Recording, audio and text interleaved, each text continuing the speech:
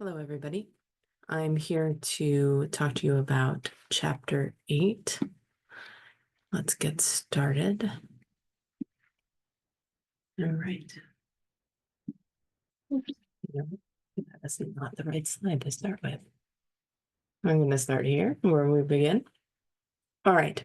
So, this chapter is about language, thinking, and intelligence. And we are, as always, not going to cover it exactly as it is in the book. And I'm going to focus on some of the things that tend to hold up college students on these topics.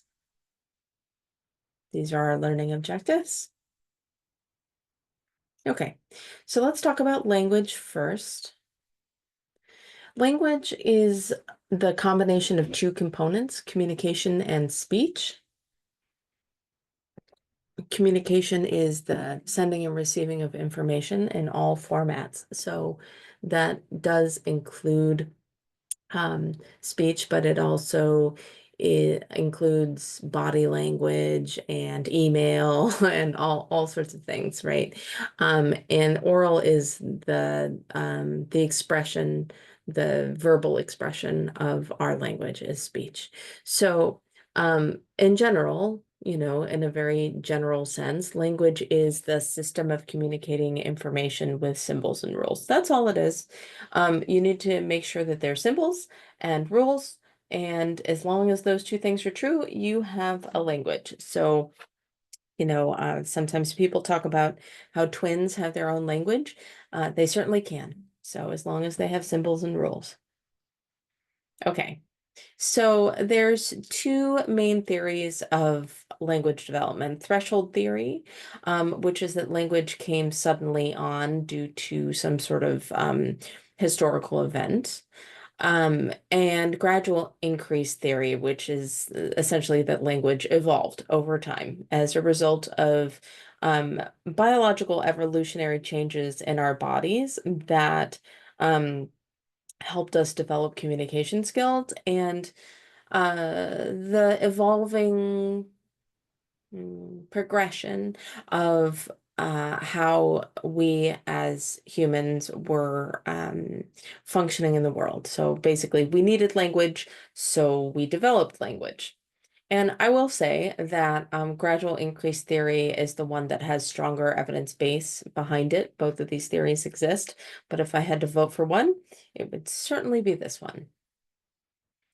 So, um, sometimes we talk a lot about other species learning language. And there's no species that has language in the same way that we do. So, dolphins, whales, some other primates, they come closest because they do have language, but they lack grammar and syntax, which is an important part of human language. Parrots, they can speak, but it's mimicry, right? They're not communicating in the same way that we are. Dogs, cats, horses, lots and lots and lots of animals can understand commands and gestures, but they don't have the ability to generate language or to understand complexity. So you can't like explain a concept to a dog. So infants, how infants acquire language really is a combination of the behaviorist perspective and the nativist perspective. So, in the behavioral perspective, a language is learned through imitation, reinforcement, conditioning. You'll remember that all from the learning um, week that we did. And it really emphasizes the influence of environment and the importance of practice, right? Which, shouldn't surprise anybody, comes, directly from Skinner. The nativist perspective is essentially that we are biologically programmed for language, and that we are born with that ability to use language. And honestly, it is a combination of these two things. Um, like so many things in psychology, it is both um nature and nurture, right? This is just another version of nature and nurture. And in this case, what we're talking about is, how language was developed in any one person, and basically, it's influenced both by being biologically primed, like Chomsky would say, but also if nobody speaks to us, we're not going to develop language, right? So we we're combining these two things together. And anybody who has a child with older siblings will know, the more we talk to children, the faster their language will develop, all other things being equal. So, we have both of these things. We did evolve to use language. That's certainly true, but without the learning aspect of it, we're not going to. So, these are the stages of language development. They are all in your book, so I'm not going to go through them with a fine-tooth comb. But the just to explain, the phonemes are the little parts of words, the p versus b of pat versus bat. Morphemes are meaningful wholes, so they're words or parts of words. So this includes prefixes like un and undo, totally changes what the word means, right? But it can also be like, pat or bat as the whole word, right? So that's a morpheme. Word learning, and then the two-word stage, those are pretty self-explanatory.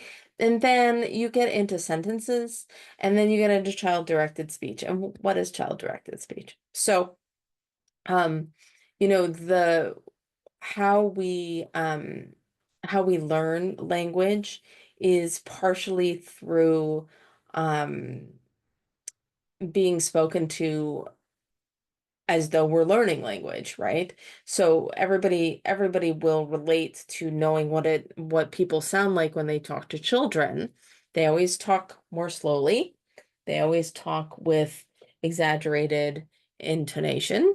There's almost always a simplified vocabulary, although that's a tricky one. And pretty much always it's repetitive and high pitched. So, speaking to them in this way does help with language acquisition. It's not really required. They will acquire language eventually anyway. But using this child-directed speech, it will certainly happen faster. So, language and thought. So this is kind of a important concept to know. The language that we speak influences our thought processes and our perception. So, like that doesn't just mean the language is in, we speak English, we speak French. I don't mean it that way. I mean the words that we use absolutely influence how we think. So, you know, but before I go into what I mean exactly by that, let's go back to, English versus French versus, if a language has say, you know, 15 words for snow. Okay. We don't have a lot of words for snow, we have flurries, we have sleet, which is not exactly snow, but actually that helps make my point. Like the we have to make a lot of different things fall into those three categories. For example, there's more than three, right? But, just as an example. Now, if you are an Inuit and you have 15 words for snow or something, then what you can do is you can accurately describe a much finer level of detail of any concept of snow, right? Like, so when we say snow, we just know that there's flakes falling from the sky. We don't know how big they are. We don't know how heavy they are. We don't know how wet they are. We don't know how dry they are. You know, we just have one word for that. And so, the Inuit have words for all of those things, and more. And so you can really drill down into details when your language has a word for all of those details. So that's one thing to understand, is that we can think about things in a different way when the language is structured in such a way that there's more detail built in. But there's another part to this, which is that there's when we use language, it does influence the way that we think about things. So person first language, for example, instead of saying he is autistic, you would say he is a person with autism. And the reason why we do that is because when you say he is autistic, it kind of eclipses the other parts of him, right? So whatever else he may be, like he is autistic has a tendency to block out those things. Whereas when you say he is a person with autism, it leaves more space for all the other aspects of that person. So, person first language, you will, if you work in a field where a human service field, for example, you're going to encounter this. And you'll be gently reminded to use person first language, until it becomes habit, because it's pretty important to remember that folks who are living with challenges, the challenge is not the end of the person, right? There's more to them than that. So that's what person first language is. And then we have the concept that language alignment is important in all situations. So let's um let's take that example that we already had. He is a person with autism. If you say that at work and then you go home and you say he's autistic, um it it slows down your process of learning how to think of people in a particular way. So it slows down the process of thinking of that person as as a person comprised of many parts, of which autism is one. So it's really important that we use language alignment in all situations, that it's not a situation where it's like, well, at work I say this and at home I say that. If you really want it to stick, right? If it's important and you really want to change your mindset about something, then your language has to align in all situations, because it really does change how we think. Language and thinking are connected. So, all right, what is thinking? So thinking um, is the mental activity of knowing, right? So we already know something. It's something we've already learned, and the processes through which we acquire that knowledge. Okay. So, the process of learning and problem solving. So it's all of these things, right? And thinking, although it doesn't say it on the slide, thinking is a pretty conscious process, right? It does not always, it is not always conscious, or not always, I should say, fully conscious, but thinking is a conscious process for the most part. So, how do we solve problems? How do we think through problems, I suppose is a better way to put it in this context. So, a trial and error is pretty self-explanatory, so I didn't put anything additional on the slide about that. algorithm problem solving is basically a step-by-step methodology that will get you a solution if you do it right. Think math problem, right? That's an algorithm. A heuristic is a mental shortcut, right? That's a rule of thumb that simplifies the problem solving, but doesn't guarantee a correct solution. So I can't really think of a good example of this in the moment, but you know, if you think about, when people say, well, the rule of thumb is, uh, oh, here's a good one. Um, the rule of thumb is if when you check your oil, it's really dark, it's probably getting close to time to change it. Yeah, maybe. It's a heuristic. It's a rule of thumb, but it's not always true. Not always. Insight is kind of gut feeling. It's just another word for gut feeling, really. But just to talk about insight and gut feeling a little bit, um, this can actually be a really powerful way of thinking through problems.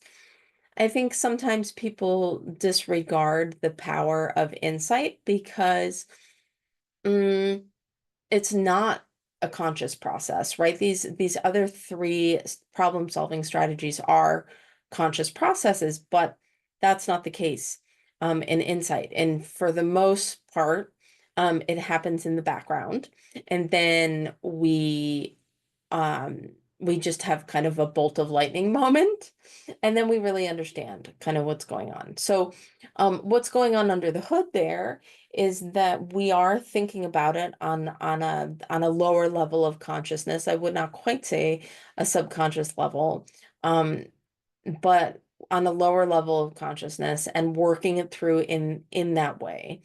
Um, a good example of this is playing games like Wordle or Connections, where you can kind of be stumped by the options in front of you, and you know that there's a solution, but you don't quite know what the solution is. And then you go away for a while and you do something else, and then you come back to it and you open it up, and oh, there it is, right? You can see it and you can kind of immediately solve it. As somebody who plays both games every day, I would say that that happens to me at least once a week. So, like, we need to remember that even when our minds are not working on something in a conscious way, they're often working on something in an unconscious way. Okay. Oops. Okay. Come on. There we go. All right. So the impediments to problem solving. Um, there are a lot of impediments to problem solving for sure, but the three main ones that are discussed in your book and that we'll focus on here are confirmation bias, which is the tendency to focus on information that confirms our existing beliefs, and ignores the contradicting evidence. Um, I think that a good example of this would be pretty much any political situation, right? So we're so polarized right now. Our country is very, very divided. And the part of the issue is confirmation bias, right? Like it's not even a small part of the issue. It's actually a big part of the issue. And when you surround yourself with people who um, only see and think the way that you do, you're confirming your bias, right? So um, folks who are a little more are less susceptible to this are those who talk to a wide variety of people with a wide variety of life experiences and opinions and that sort of thing. So Another impediment to problem solving is mental set. So this would be solving problems with the methods that you used previously, even if they're not effective anymore, right? And you the example here is a good one, but math problems are a pretty good example of this because our math skill becomes more complex as we learn more um you know complex requirements, right? More complex problems, more complex theories. And if you try to apply the old information, the old way of solving problems to the more complicated math, you're not going to succeed all the time. So, that's an example of mental set. And then functional fixedness is being stuck in the belief that because you don't have the tool in front of you that you're used to using, that there's no other way to go around it. So, people are um who are really I don't know what you would call it, functionally unfixed. I don't know, but they're really good at problem solving. The people who don't have a problem with functional fixedness can see an issue and very quickly find a solution, even if the tools that they have normally used in the past to solve the problem are not currently available.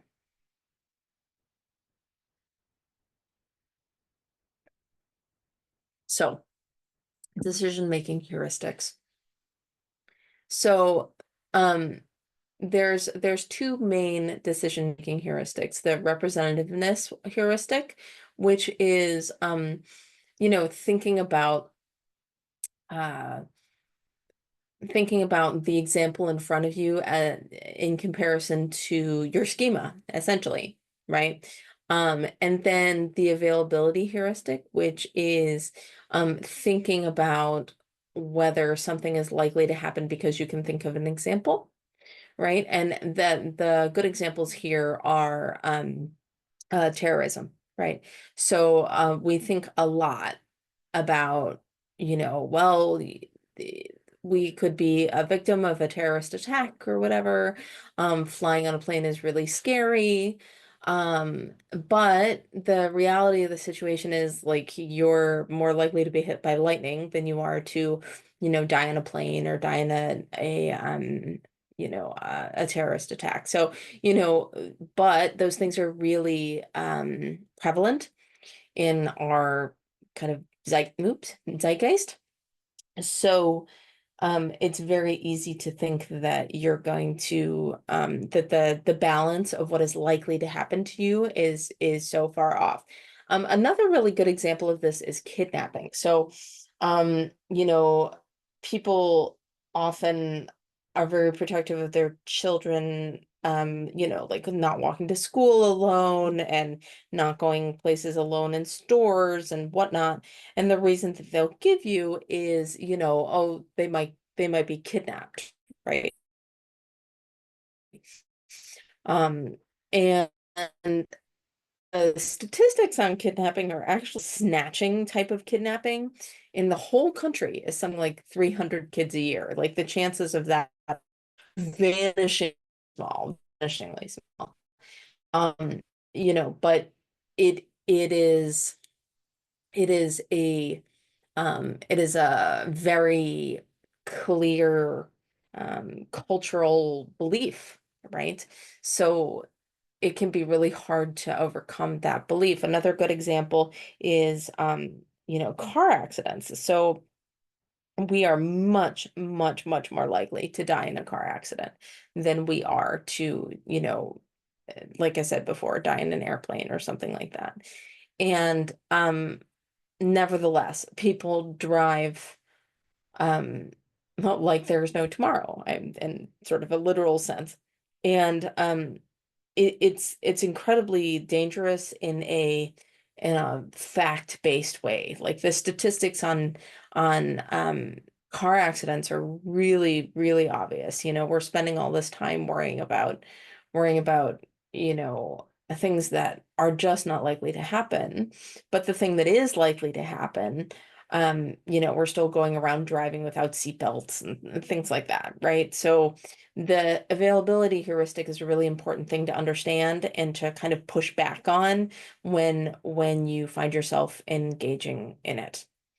Um, so, like heuristics are a little bit like schemas, um, and they're related concepts, but both will lead to making snap judgments in the absence of full information sometimes. And schemas, that's not always like a terrible thing because we just sort of exist in the world with schemas, but in these situations, they can both be really damaging. Okay, intelligence. So we're going to talk a little bit about cognition versus intelligence versus IQ because these three things are different, right? So cognition is, as we were talking about before, this is essentially thinking, right? So the mental action or process of acquiring knowledge and understanding through thinking about it, experiencing it, and, sensing it. Intelligence is your ability to acquire and apply knowledge and skills. Okay. So it's not really about the thinking. Whereas IQ is a measure of some types of intelligence. Okay, so keep those things in mind. Um, if you're taking notes right now, the way that I think I would do that is I would start a new page and write these at the top of your page. It might help understand the upcoming slides a little bit. So it's important to understand that intelligence is a component of cognition. Okay.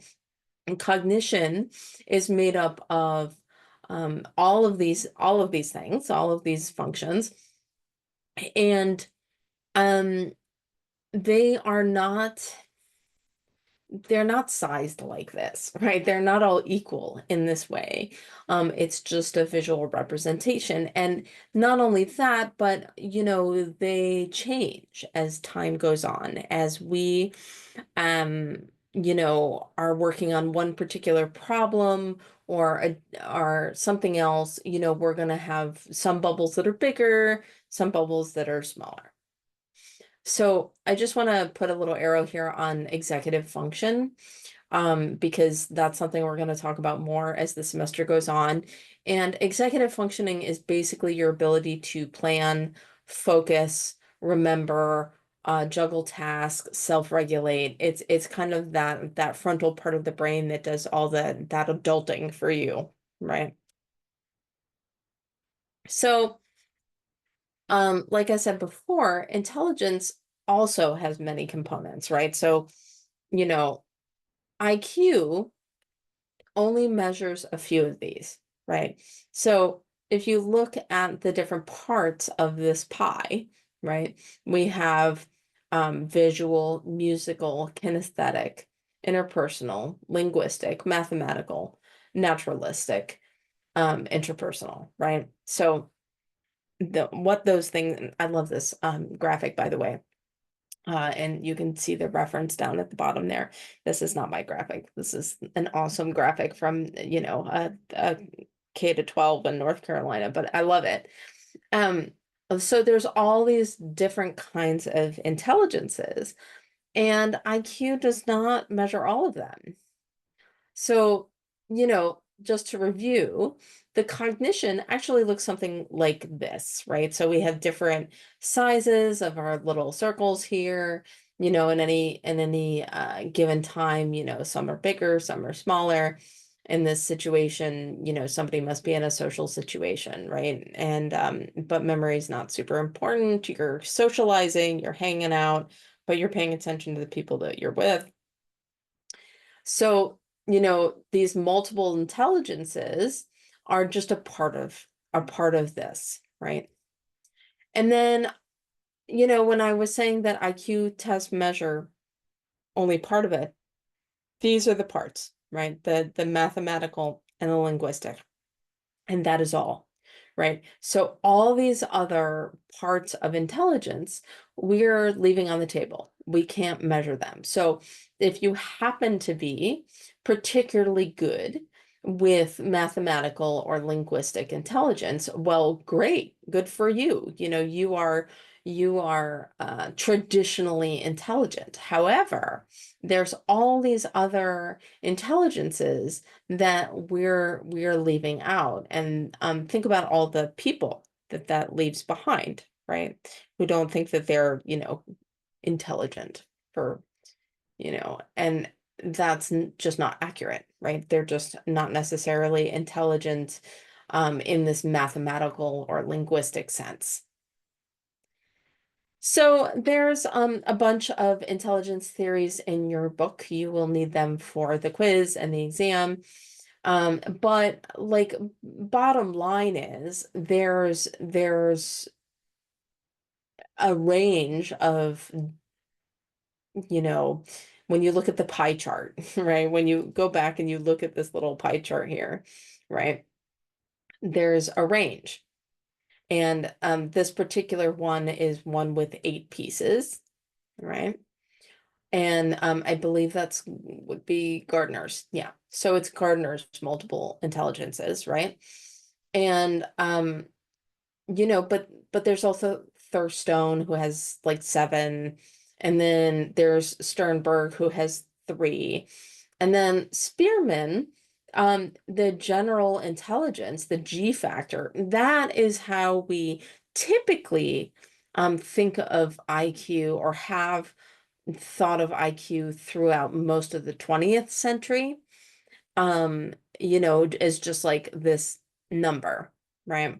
And we'll talk about it in a bit, but these are the main intelligence theories. There are others. So let's talk about the intellectual spectrum, and we'll come back to that question of IQ in just one second. So when you think about Spearman and IQ as just one number, right? Like, a measure of something, you're going to end up with extremes, right? You're going to end up with some folks over on one end and some folks over on the other end. And so on the one end, we have intellectual disability and folks with Down syndrome, and that's not the same thing, by the way. And so, we I put some things that distinguish them here on the slide. They're both described in your book in detail, but I just wanted to make sure that you understood that those are not the same thing. And then on the other end, you have what I put in quotes here, gifted people. And an argument can be made that, gifted takes away um effort that might have been put in, right? Gifted suggests that there was no effort that they put in um on the behalf of developing their intelligence, which is not something that we should assume. But in any case, this is the language used in your book, so I thought I would stick with it just to help you understand. So, the gifted folks have a higher IQ, again, as measured by Spearman. They often learn more quickly and grasp concepts younger. They have really strong problem-solving abilities. So if you think about that slide where we were talking about the ability to think of ways to solve problems in creative ways with creative tools, this is a part of being gifted. Having a really deep desire to understand and to learn. And then there is some acknowledgement that gifted folks, that their gift can be specific to one area, or might be more generalized. Um, And then, the education programs um will focus on, providing enrichment or acceleration or whatever to folks who fall into this category. So, to go back to intellectual disability, this is measured, right? This is measured by the IQ number. And by the way, if you go forward to become a psychologist, this is the type of testing that you will do, among many other things, but this is the type of testing that you will do. And then it measures mild, moderate, severe, profound. And that helps practitioners mainly practitioners understand what the capabilities are of any one particular person. Now, you can think of all sorts of problematic things about these measurements, especially with if you started on the homework, the discussion that we have, and uh, a lot of problem in measurement comes down to bias, right? And bias isn't going to play into like profound, it's not going to play into severe. The issue mainly with bias is when you're talking about, high functioning mild folks, so the 65-70 range, and just in that kind of area because services are different. What you're able to access is different. And we just need to be really aware of bias. So if you have not started the discussion, you're going to learn a whole lot more about this in a bit. Okay. So the influences to intelligence. So Um, this is like a lot of stuff on one slide. You'll forgive me for that. But the bottom line is, once again, we have the nature and nurture, not nature versus nurture situation. So if you think back to learning about twin studies and adoption studies, what they allow you to do is to pull apart the influence of genetics and environment. And if you don't remember exactly how that is, it is discussed in your book about how those types of studies do that, I believe in chapter 1. But the what we need to understand is that the reaction range is the range of potential intellectual growth, okay? And that's established by our genetic code, our epigenetics, like all of that stuff. And then our experiences, so, how we are both informally and formally educated, and that essentially that refers to pretty much everything that happens to us, right? Interact with, again, genetics, epigenetics, in determining where we ultimately fall on the scale, right? So that you can tell there's a lot of noise in the correlations, right? Like you would expect, for example, identical twins reared together to be 1.0, but they're not, right? Because there's a lot of noise. There's a lot of noise. Okay, so let's talk about group differences, and we're going to talk about racial and gender. And um, you know, I just this is in your book and almost exactly these words, but I wanted um to bring it to the lecture specifically because I think it's really important to understand. So in the United States, African Americans do score between 10 and 15 points lower on intelligence tests than white Americans and Asian Americans. Hispanic Americans achieve IQ scores somewhere in the middle, and Asian Americans score higher, right, than white folks. But here's the tricky part, okay? So the adopted African American children, right, who were raised outside of their original families have a much higher IQ score. So the implication here is that they were raised with a different racial um makeup in their adoptive families. And so, the research here is really powerful. It shows that the differences, they don't have anything to do with race. They have to do with economic and educational conditions and, basically social conditions, right? So the bottom line is, um, unfavorable social conditions are going to result in lower IQ scores. That's all it is, right? So, we have learned at several points along the way that African Americans have this type of effect on pretty much everything that can be measured. And it's for exactly this reason, right? Health, mental health, now IQ scores, right? So it's the same issue, right? It's just a different format. Okay. So gender. I put a nice red box around this. Gender differences don't exist. They don't. But where they come from, and you can read about the details of this in your book. I didn't want to spend, on an already slightly long lecture, I didn't want to spend more slides talking this through when you can read about it. But basically, the gender differences are due to stereotype and the resulting ways in which we socialize children to think about their abilities, right? And when we do that, the scores can be different. And we're going to talk about how that comes to be in just 1 second.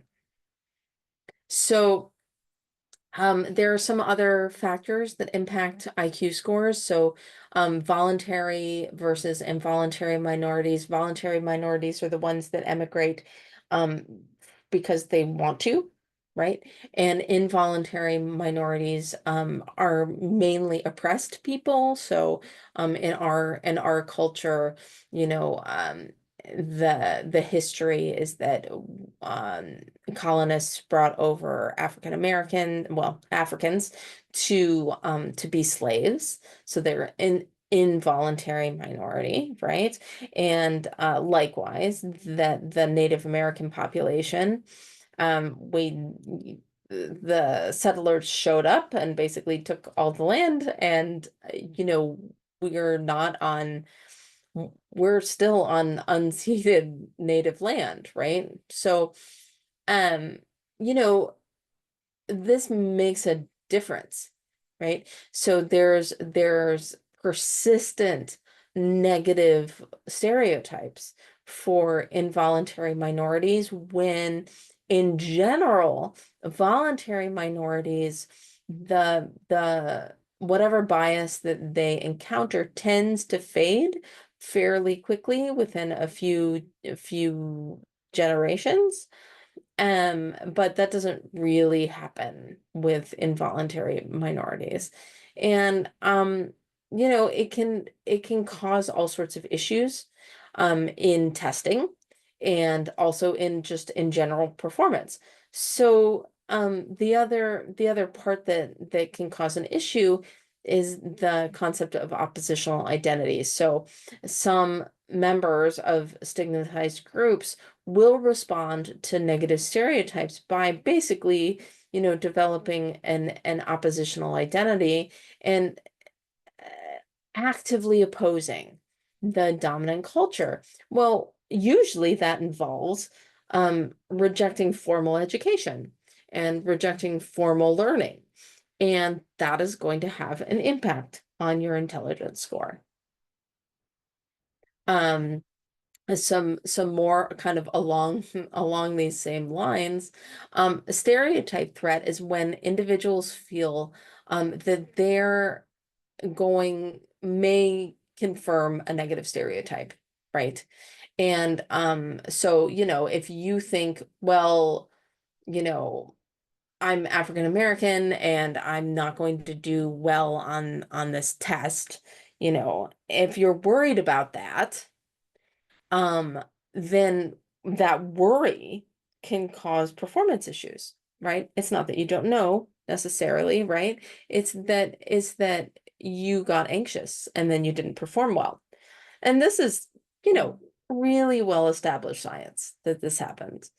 So, you know, the problem is that once this habit becomes ingrained, it really repeats itself over and over again, and then you end up with achievement gaps, right?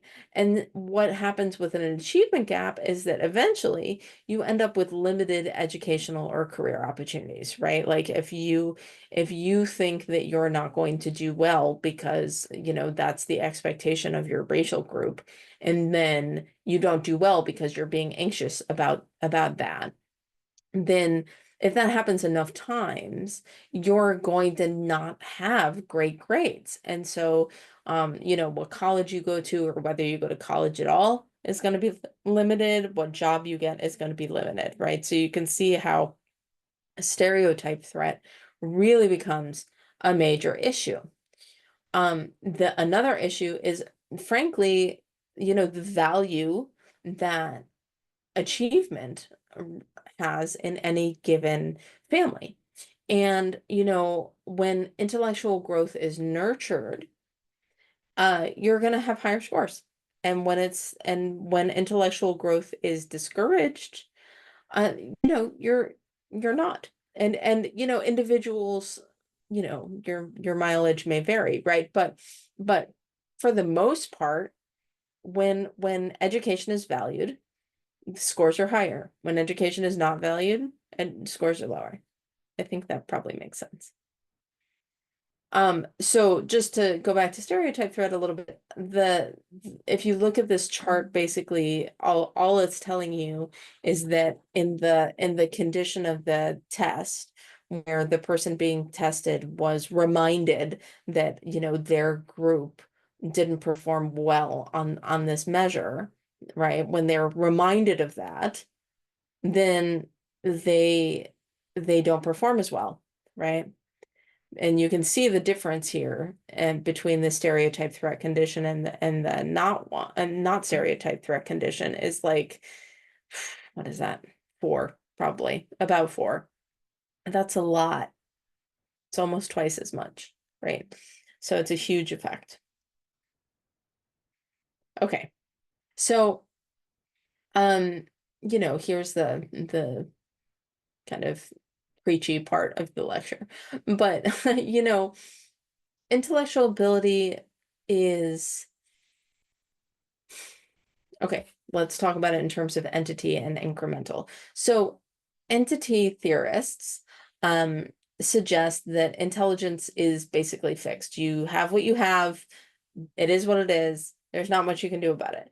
Incremental theorists um, will claim that intelligence can be nurtured, it can be impacted, it can be increased, and it can also be decreased, right? By not nurturing it, by not doing the right things. And you know, the the research shows that the fixed folks, the entity theorist folks, that mindset is really damaging to educational achievement, as you might imagine, because if you go around thinking that, my intelligence is what my intelligence is, oh, I didn't do a good job, I guess I'm just not good at this, I might as well quit. You can see the problem, right? So, you know, a self-fulfilling prophecy is exactly that, oh, well, I must not be good at this, so, I'm not going to try. Well, you're not going to get a good grade if you don't try. So, like it's really important that we are aware that intelligence is malleable, that when you are surrounded by people who hold achievement as important, that you you will be in a situation to grow your ability to the maximum, right? Um, But if you believe like, well, it is what it is, there's nothing I can do to change it, your chances of quitting when you run into something that feels hard are really good, and it's very limiting, both educationally and professionally. All right. So if you have any questions about any of this, please do let me know. I have office hours, I have Canvas messaging. Talk before class doesn't apply to you because we don't have class, but you get the idea. I'm here. Check City Zoom for those office hours. Okay. Thanks so much. Bye-bye.